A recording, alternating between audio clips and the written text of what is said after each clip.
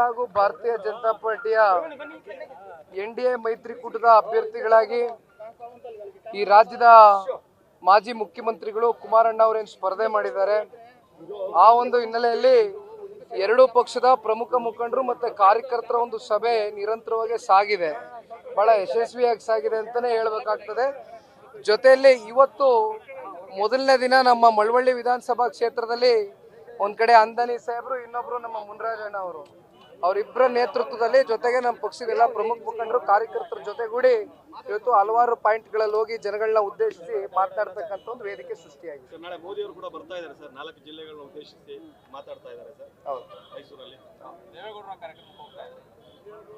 ಮಾಜಿ ಪ್ರಧಾನ ಮಂತ್ರಿಗಳು ದೇವೇಗೌಡರು ಸಾಹೇಬರು, ಮಾಜಿ ಮುಖ್ಯಮಂತ್ರಿಗಳು ಕುಮಾರಣ್ಣ ಅವರು ಕೂಡ, ಅದೇ ರೀತಿ ಭಾರತೀಯ ಜನತಾ ಪಾರ್ಟಿಯ ಎಲ್ಲ ಹಿರಿಯ ಮುಖಂಡರುಗಳು ಕೂಡ ಈ ದೇಶದ ಗೌರವಾನ್ವಿತ ಪ್ರಧಾನ ಮಂತ್ರಿಗಳು ನಾಳೆ ಏನು ಆಗಮಿಸ್ತಾ ಇದ್ದಾರೆ ಇಡೀ ನಮ್ಮ ರಾಜ್ಯಕ್ಕೆ, ಅವ್ರಿಗೆ ನಾವೆಲ್ಲರೂ ಕನ್ನಡಿಗರ ಪರವಾಗಿ ಒಂದು ಸ್ವಾಗತವನ್ನು ಕೋರ್ಲಿಕ್ಕೆ ಇಚ್ಛೆ ಪಡ್ತೇನೆ. ಸರ್, ಈ ಮಠಕ್ಕೆ ಹೋಗಿ ಬಂದ ನಂತರದಲ್ಲಿ ಜೆಡಿಎಸ್ ಮತ್ತೆ ಬಿಜೆಪಿ ನಾಯಕರು ಕುಮಾರಸ್ವಾಮಿ ಅವರ ನೇತೃತ್ವದಲ್ಲಿ ಹೋಗಿ ಬಂದ ನಂತರದಲ್ಲಿ ಒಕ್ಕಲಿಗರ ವಿಚಾರವಾಗಿ ಚರ್ಚೆಗಳು ಆರಂಭ ಆಗಿದ್ದಾವೆ ಸರ್. ಕಾಂಗ್ರೆಸ್ ನಾಯಕರು ಹೀಗೆ ಮಾಡ್ತಾ ಇದ್ದಾರೆ ನೋಡಿ, ನಾನು ಅದನ್ನ ಗಮನಿಸಿದೆ.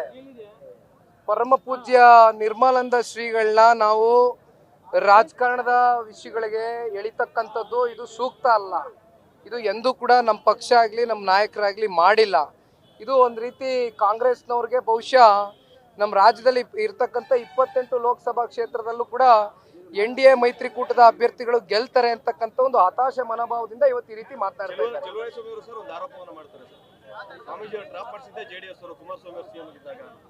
ನೋಡಿ, ಈ ರೀತಿ ಪರಮ ಪೂಜ್ಯರ ಬಗ್ಗೆ ಲಘುವಾಗಿ ಮಾತನಾಡ್ತಕ್ಕಂಥ ಒಂದು ಸಂಸ್ಕೃತಿ ನಮ್ಮ ಪಕ್ಷದಲ್ಲಿ ನಮ್ಮ ನಾಯಕರುಗಳು ಹೊಂದಿಲ್ಲ. ಅದು ಅವ್ರಿಗೆ ಬಿಟ್ಟಂತ ತೀರ್ಮಾನ. ಅದು ಜನ ಸೂಕ್ತವಾದಂತ ಸಂದರ್ಭದಲ್ಲಿ ಸೂಕ್ತವಾದಂತ ತೀರ್ಮಾನ ತಗೊಳ್ತಾರೆ. ಪ್ರಚಾರ ಕುಮಾರಣ್ಣ ಅವರು ಈಗಾಗಲೇ 16ರಿಂದ 24ವರೆಗೂ ಡೇಟ್ ನಿಗದಿ ಮಾಡಿದ್ದಾರೆ. ನಿನ್ನೆ ದಿನ ಬಹುಶಃ ಅದು ಮಾಧ್ಯಮದಲ್ಲೂ ಕೂಡ ಪ್ರಕಟಣೆ ಆಗಿದೆ, ಈಗಾಗಲೇ ತಮಗೂ ಮಾಹಿತಿ ಇದೆ.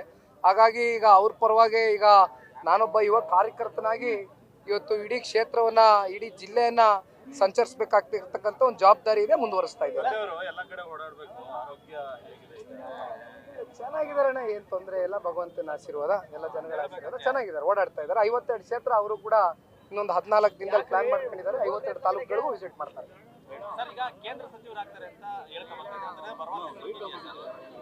ಇವತ್ತು ನಾನು ಅದ್ರ ಬಗ್ಗೆ ಚರ್ಚೆ ಮಾಡಲ್ಲಣ್ಣ. ಒಂದು ನನ್ನ ಮನಸ್ಸಿನಲ್ಲಿ ನಾನೇ ದೆಹಲಿಗೆ ಹೋದಂಥ ಸಂದರ್ಭದಲ್ಲಿ ರಾಷ್ಟ್ರೀಯ ನಾಯಕರುಗಳು ಒಂದು ಸಲಹೆ ಕೊಟ್ಟರು. ಕುಮಾರಣ್ಣ ಅವರು ಹಳೆ ಮೈಸೂರು ಪ್ರಾಂತ್ಯದಲ್ಲಿ ಇರ್ತಕ್ಕಂಥ ಯಾವ್ದಾದ್ರು ಲೋಕಸಭಾ ಕ್ಷೇತ್ರದಲ್ಲಿ ಸ್ಪರ್ಧೆ ಮಾಡಿದಂಥ ಸಂದರ್ಭದಲ್ಲಿ ಇನ್ನೂ ಎಲ್ಲ ಹಳೆ ಮೈಸೂರು ಪ್ರಾಂತ್ಯದಲ್ಲಿ ಇರ್ತಕ್ಕಂಥ ಕ್ಯಾಂಡಿಡೇಟ್ಗಳಿಗೆ ಅನುಕೂಲ ವಾತಾವರಣ ಸೃಷ್ಟಿಯಾಗ್ತದೆ.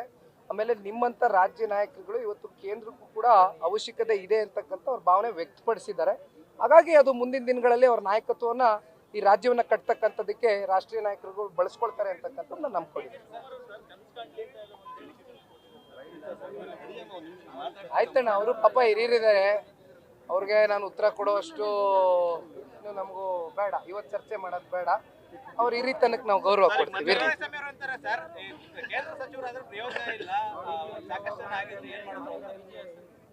ನೋಡಿ, ಇವತ್ತು ನಾನು ಒಂದು ಮಾತು ಹೇಳ್ತೀನಿ.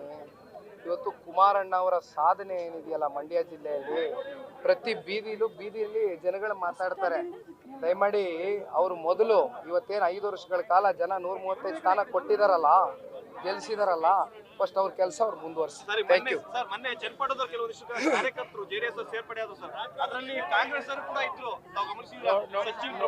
ನೋಡಿ ಅಣ್ಣ, ಚುನಾವಣೆ ಸಂದರ್ಭದಲ್ಲಿ ಇವೆಲ್ಲ ಪ್ರಕ್ರಿಯೆಗಳು ಸರ್ವೇ ಸಾಮಾನ್ಯ.